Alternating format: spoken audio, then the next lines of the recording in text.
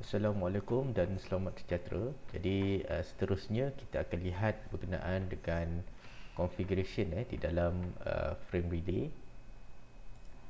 Baik, seperti yang kita sedia maklum, dalam frame relay mempunyai dua kaedah configuration.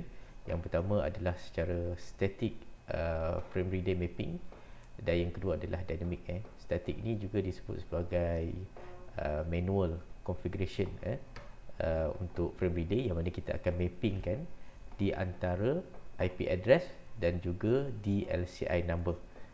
IP address dan juga DLCI number. Baik, dalam rajah kita lihat contoh bagi configuration, yang mana yang pertama kita perlu masuk kepada interface. Sebagai contoh, interface serial 000 dan menggunakan command frame relay mapping, frame relay map. Baik, yang pertama kita dapat lihat maklumat protokol. Di sini maklumat protokol yang biasa kita gunakan ialah IP, internet protokol. Selain daripada itu, kita juga boleh menggunakan beberapa maklumat lain. Antaranya, jika penggunaan IPv6 menggunakan protokol IPv6, juga AppleTalk, IPX dan sebagainya. Jadi seperti kebiasaan, kita akan menggunakan maklumat protokol ni adalah IP, merujuk kepada penggunaan addressing version 4. Kemudian kita ada maklumat yang kedua, iaitu protokol address. Jadi di sini protokol address merujuk kepada destination route interface, destination address, ke manakah maklumat ataupun mapping ini dituju ataupun dihalakan. Jadi kebiasaannya pada bahagian protokol address merujuk kepada maklumat destination daripada router 1 sebagai contoh kepada router 2. Jadi address yang akan diletakkan pada protokol address adalah address destination, iaitu pada router 2, memandangkan configuration kita ni adalah berlaku pada router 1. Kemudian kita mappingkan bersama dengan DLCI number, laluan yang kita khususkan untuk penghantaran di antara source kepada destination tadi. Jadi di sini kebiasaannya kita menggunakan format nama hostname bagi router tersebut lah. Sebagai contoh, kalau DLCI dia adalah 102, ini merujuk kepada penghantaran ataupun frame relay mapping di antara router 1 kepada router 2. Dan jika kita menggunakan 201, maka kita tahu bahawa router tersebut adalah daripada source-nya router 2 kepada destination router 1. Kemudian yang terakhir adalah optional. Kita boleh meletakkan command broadcast. Command broadcast ini merujuk kepada permission untuk penghantaran data, sama ada secara broadcast ataupun multicast di dalam kita punya virtual connection ataupun virtual circuit tersebut. Baik, seterusnya kita lihat satu contoh kaedah configuration yang melibatkan point to point.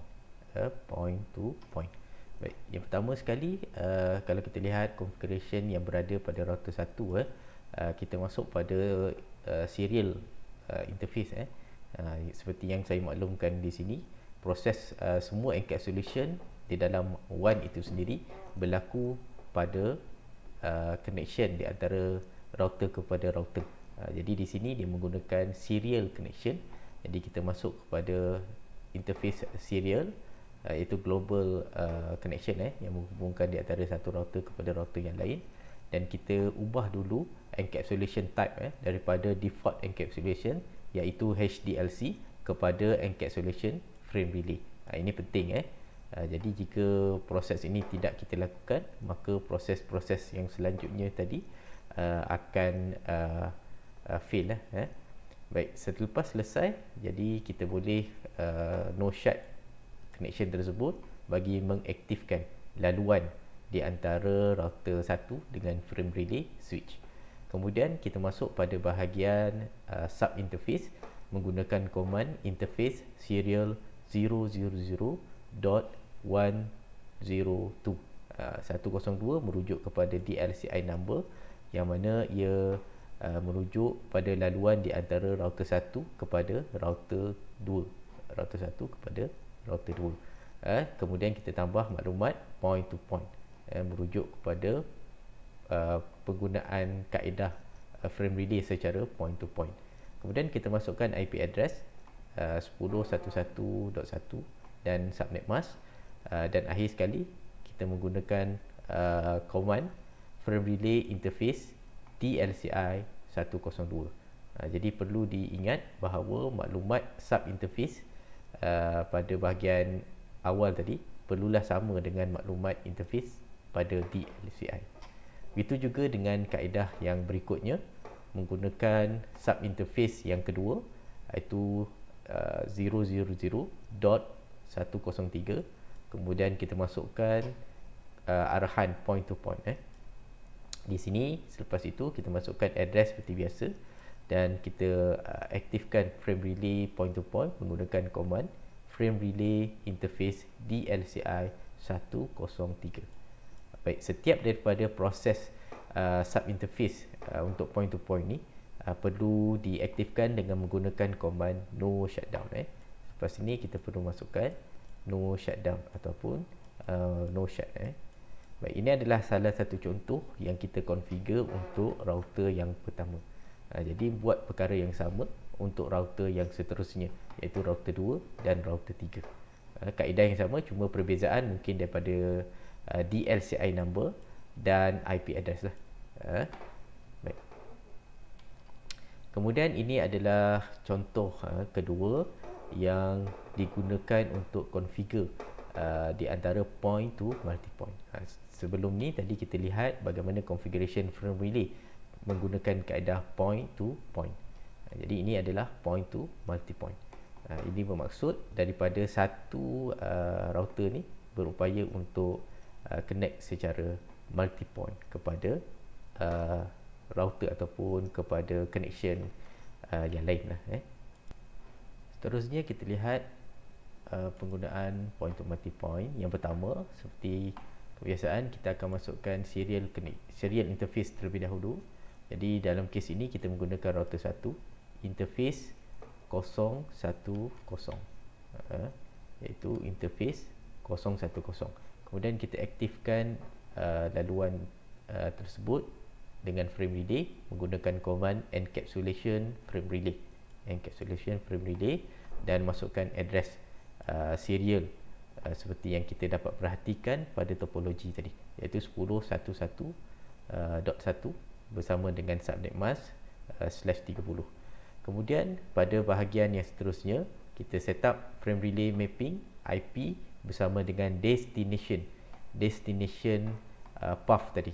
Jadi kalau dalam situasi ini, iaitu daripada router 1 kepada router 2, jadi kita masukkan address yang dapat kita lihat pada router yang kedua, iaitu 10.1.1.2, menggunakan DLCI 102, iaitu merujuk kepada connection di antara router 1 kepada router 2.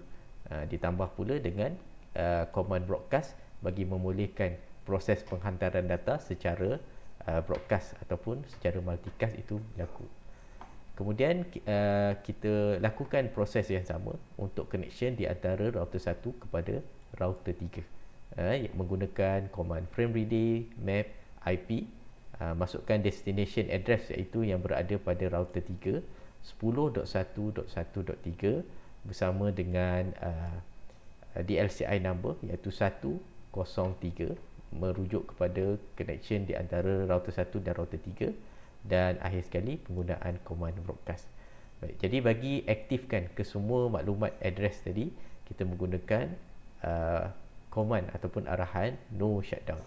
Baik, ini adalah contoh untuk ataupun contoh yang kita gunakan pada router yang pertama. Kemudian kita juga boleh set up proses yang sama pada router 2 dan router 3 menggunakan address dan DLCI number yang berbeza lah. Kalau pada router 3, jadi destinationnya pada router 1 dan pada router 2. Baik, itu adalah contoh-contoh configuration yang dapat kita lihat pada point to multi-point, yang mana kedua-dua configuration ini merujuk kepada configuration yang dilihat sebagai static configuration, iaitu penggunaan configuration secara manual. Penggunaan configuration secara manual yang mana apabila kita menggunakan command show frame relay map, show frame relay map pada router, maka ia akan memaparkan kepada pengguna sama ada command yang kita gunakan tersebut adalah command yang dimasukkan secara manual, iaitu penggunaan statik, ataupun diperolehi secara dinamik, iaitu secara automatik.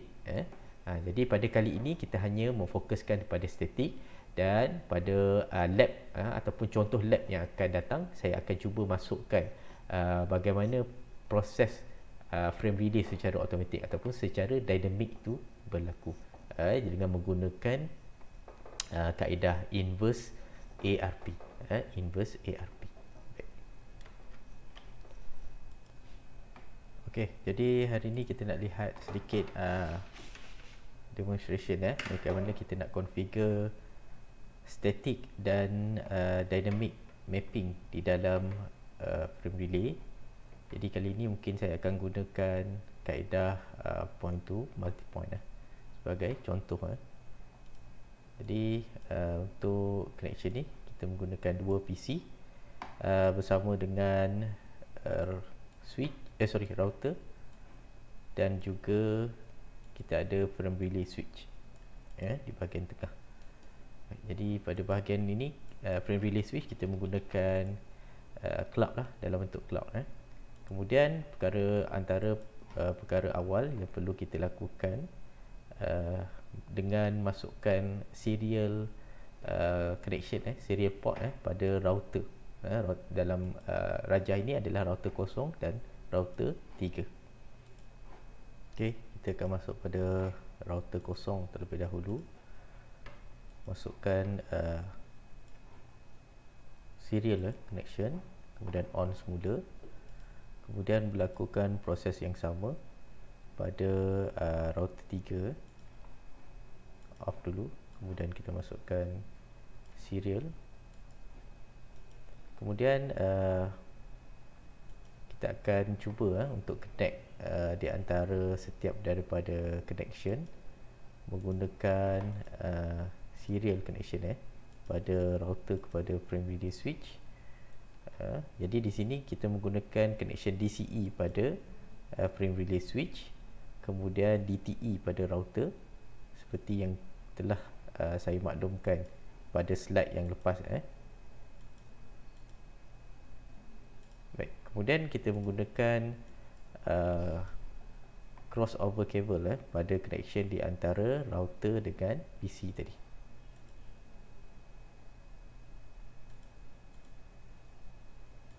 Baik, kemudian saya masukkan dulu address bagi PC2. Jadi di sini saya menggunakan 192.168.10.0/24, manakala untuk PC3 192.168.20.0/24. Manakala pada bahagian connection router saya menggunakan address 10.10.0/24, manakala pada bahagian network yang kedua menggunakan 10.10.10.2/24. Ini dot 1. Jadi proses yang pertama, kita akan masukkan address pada PC. Masukkan address pada PC yang kedua. Jadi pada PC kedua kita menggunakan address 192.168.10.10 sebagai contoh, subnet mask, dan dot 1 sebagai default gateway. Kemudian proses yang kedua, kita juga masukkan address pada PC yang ketiga. PC yang ketiga. Ada di sini menggunakan address 192.168.20.10 atau 20.20, subnet mask /24 serta default gateway iaitu dot 1. Kemudian setelah selesai, kita akan configure pada bahagian router, iaitu kita mula dengan router 0 terlebih dahulu. Masuk ke command interface line, Jadi di sini saya menggunakan hostname router 0 ataupun router 1. Router 1. Kemudian kita masukkan, kita aktifkan dulu laluan untuk connection pada local connection, iaitu GI ataupun gigabit internet 000 menggunakan IP default gateway yang telah kita masukkan pada PC tadi, iaitu .1. Dan untuk aktifkan laluan menggunakan command no shutdown. Kemudian kita lakukan proses yang sama untuk laluan pada serial 010. Serial 010 menggunakan address 10.0.0.1 dan subnet mask adalah /24. Kemudian menggunakan command no shutdown. No shutdown. Jadi kita sekarang ni untuk aktifkan sahaja laluan di antara router 1 kepada router yang kedua. Router 1 kepada router 2. Baik, seterusnya kita lakukan proses yang sama kepada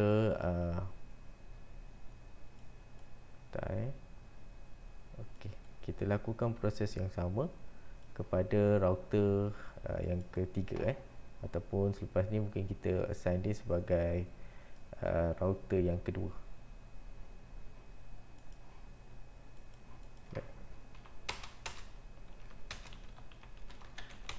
Hostname router 2. Kemudian kita aktifkan dulu laluan bagi local connection menggunakan address 92.168.20.1 dan aktifkan no shut. Kemudian kita masukkan interface bagi serial yang menghubungkan router dengan frame relay switch, iaitu menggunakan serial 010. IP address yang kita gunakan adalah 10.10.2.0 dan kita no shutdown. Baik, sekarang ni kita dah mempunyai maklumat untuk addressing pada bahagian router. Kalau kita perhatikan laluan, jadi sebelum tu kita tengok pada topologi dulu. Jadi kita perhatikan ada laluan yang merah lagi. Jadi sini sebenarnya kita dah tersilap masukkan dia punya interface. Sebaliknya GI 001, tapi yang kita masukkan 000. Jadi kita pergi semula pada router. Kemudian pada router ni menggunakan command kita padam balik no IP address. Insya-Allah. Kemudian kita masukkan maklumat yang betul pada IP pada interface yang kita dah masukkan sebelum ni tadi, dan no shutdown. Kemudian di sini baru dia akan up lah. Baik. Jadi sekarang ni kita nak lihat pada configuration frame relay daripada network yang pertama kepada network yang kedua. Baik, untuk proses yang pertama, jadi kita akan cuba untuk configure secara dynamic menggunakan frame relay switch. Pada bahagian frame relay switch, perkara pertama yang perlu kita buat adalah setup DLCI dan IP ataupun nama DLCI dan nama laluan pada DLCI tersebut. Jadi kalau kita perhatikan pada topologi, connection serial akan menghubungkan di antara router 1 kepada router kedua. Router 1 kepada router 2. Baik, jadi kita masuk semula kepada frame relay switch. Pada DLCI serial 0 pada DLCI yang pertama, kita assign DLCI 102 dan name ni kita letak router 1 kepada router 2. Kemudian kita add pada bahagian yang pertama. Baik, kita perhatikan semula pada topologi asal ada lagi tak connection kepada frame relay pada serial 0. Jadi kalau tak ada, kita boleh proceed dengan laluan yang kedua, iaitu serial 1. Serial 1 Jadi kita masuk pada frame relay switch pada serial yang pertama. Jadi laluan sekarang adalah daripada router 2 kepada router 1. Kita menggunakan command 201. Di nama dia adalah router ataupun penerangan dia, router 2 kepada router 1. Dan kita add laluan tersebut. Jadi sekarang kita dah ada dua laluan, iaitu 102 dan 201. Mengikut kepada laluan daripada router 2 kepada router 1 dan router 1 kepada router 2. Kemudian kita klik pada bahagian frame relay pada ruang connection ini. Jadi di sini dia merujuk kepada beberapa serial lah. Tapi hari ini kita hanya menggunakan, sebagai contoh, kita hanya menggunakan serial 0 dan serial 1 saja. Jadi klik pada serial 0 dan kita akan lihat laluan ataupun sublink dia. Jadi laluan dia untuk serial 0 adalah daripada router 1 kepada router 2. Jadi laluan yang seterusnya adalah menggunakan serial yang pertama. Ini kita kena perhatikan pada topologi. Laluan pertama adalah router 1 melalui serial 0, router 1 melalui serial 0 terus kepada router 2. Manakala laluan kedua daripada router 2, ini saya label router 2, ini router 1, daripada router 2 melalui serial 1 kepada router 1. Jadi kita assign proses tersebut pada frame relay. Seterusnya router 1 dan ada satu laluan saja. Namun kalau kamu ada beberapa laluan pada serial yang pertama, jadi dia akan ada banyak sublink pada bahagian link ni. Jadi kita add saja laluan tersebut. Kita ada maklumat di sini, from port serial 0, sublink dia adalah router 1 kepada router 2 to port serial 1, which is untuk connect di antara router 1 kepada router 2. Baik, ini adalah pada bahagian pertama, dan mapping pada frame relay ini yang akan dibaca oleh router kita, dan seterusnya dia akan menyimpan maklumat ni sebagai dynamic mapping. Baik. Itu proses configuration dynamic pada bahagian frame relay switch. Kemudian kita masuk balik pada bahagian router. Kita mula dengan router 0. Okey, sebelum saya terlupa, kita akan set up routing protocol dulu pada bahagian router ni. Jadi kita akan menggunakan OSPF lah. Jadi saya ada sedikit tips bagaimana kita nak tahu directly connected pada router. Yang menggunakan command show IP route connected. Jadi dipaparkan di situ. Sepatutnya ada dua connection kat situ. Jadi tak apa, kita masukkan satu connection dulu.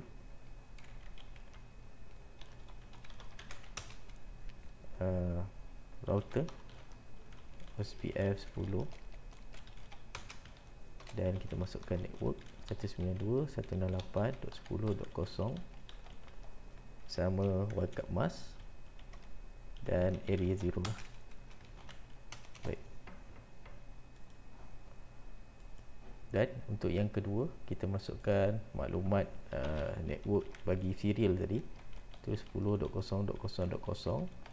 bersama dengan wildcard mask, iaitu 0.0.0.255 area 0. Baik, ini adalah routing yang pertama. Jadi kita akan buat proses yang sama pada router yang ketiga. Ataupun router yang kedua. To show IP route connected. Jadi kita masukkan router OSPF 10 menggunakan proses ID yang sama. Kemudian masukkan local connection 255 dan area 0. Masukkan pula serial connection tadi. Okey. Setelah selesai, jadi kita akan kembali semula pada router yang pertama tadi. Kemudian pada router pertama kita akan mula untuk configure secara statik. secara static mapping pada interface serial 010. Interface serial 010, dan sebagai maklumat kita perlu encapsulate dahulu frame relay, kemudian kita akan masukkan maklumat frame relay mapping IP. Baik, yang seterusnya adalah maklumat destination address. Jadi dalam situasi ini kita adalah daripada router 1, kita perlu ke router 2, dan router 2 punya destination adalah 10.0.0.2. Kemudian kita akan masukkan DLCI number iaitu 102 merujuk kepada router 1 kepada router 2, serta kita gunakan command broadcast. Baik, itu yang pertama. Dan akhir sekali, untuk mengaktifkan arahan ini, jadi kita perlu menggunakan command no shut. No shut untuk mengaktifkan laluan tersebut. Baik. Baik, sebelum saya terlupa, pada bahagian router OSPF tadi, kita perlu juga masukkan IP OSPF IP pada bahagian interface, interface serial 010. Kita perlu masukkan IP OSPF network network broadcast broadcast untuk aktifkan frame relay pada bahagian OSPF tadi. Baik, jadi setelah selesai, kita akan lakukan proses yang sama pada router yang kedua. Jadi masukkan interface serial 010 encapsulate frame relay.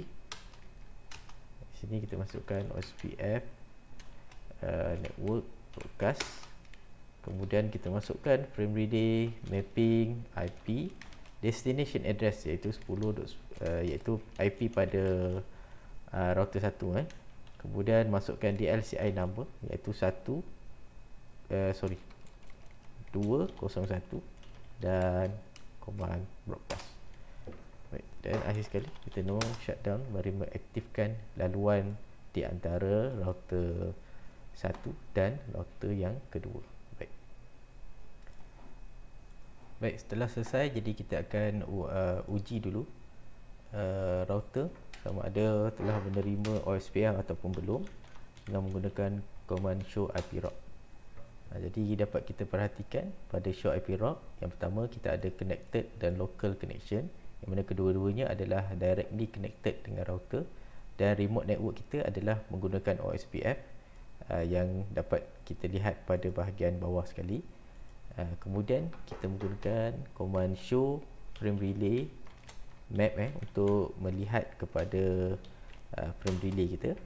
Jadi di sini kita dapat perhatikan frame relay kita menggunakan 102, iaitu IP address destination nya adalah 10.0.0.2,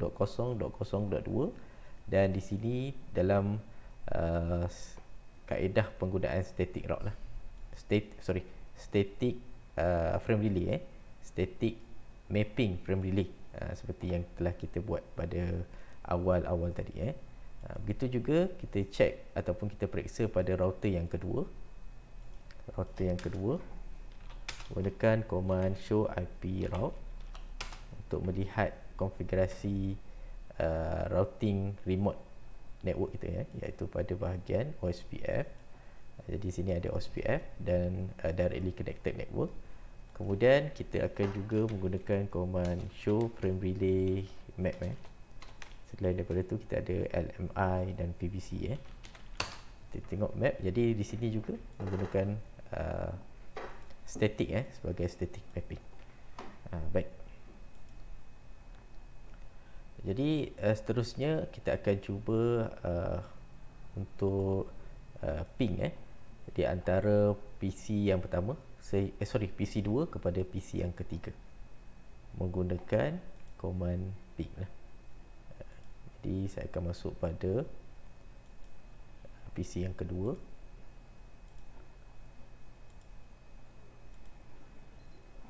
Dan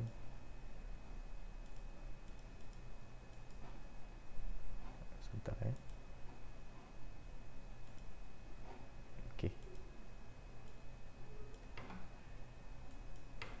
terus pada command prompt.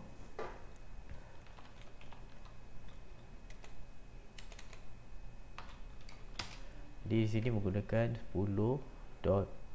Jadi kita akan ping 192.168.20 kalau tak salah saya IP-nya adalah 20.10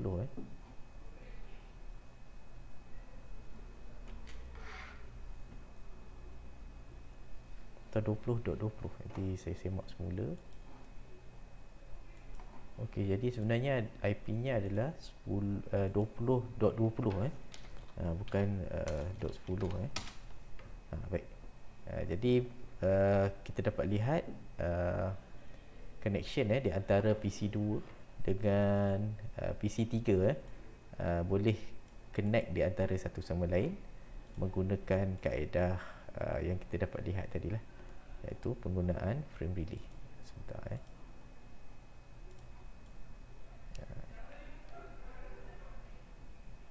baik. Jadi itulah proses configuration dalam frame relay. Sebenarnya yang dapat kita perhatikan pada bahagian routing tadi, routing akan membaca yang pertama adalah pada bahagian dynamic.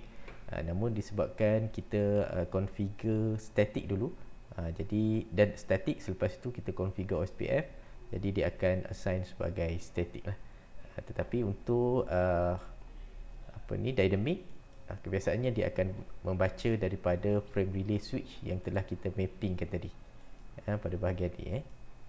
Jadi jika kita ada routing ataupun connection network yang banyak kat sini, jadi kita akan nampaklah perbezaan di antara penggunaan static ataupun dynamic tadi. Baik, sampai situ saja demonstration kita pada hari ini. Jadi saya harap pelajar faham tentang proses yang dapat kita lihat untuk frame relay. Jadi kalau kita lihat pada topologi, mungkin atau ini adalah satu topologi yang ringkas, tetapi mungkin selepas ini kita akan cuba untuk buat satu konsep frame relay yang boleh connect kepada multi point. Baik, itu saja. Sekian, terima kasih.